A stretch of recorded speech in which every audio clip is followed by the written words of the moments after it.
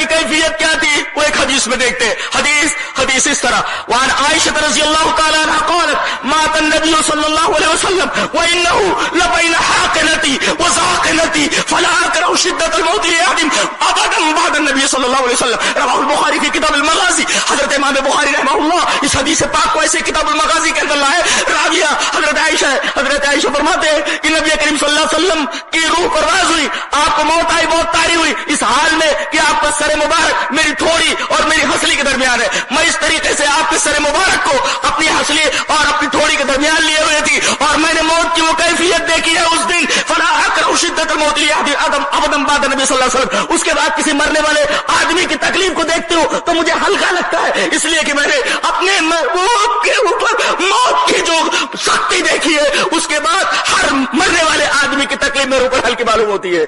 یہ نبی کریم صلی اللہ علیہ وسلم کی کیفیت ہے اس دن جس دن ہم خوشی مناتے ہیں, جس دن ہم طرح طرح کی حرکتیں کرتے ہیں, اس دن ہمارے نبی کی یہ حالت ہے.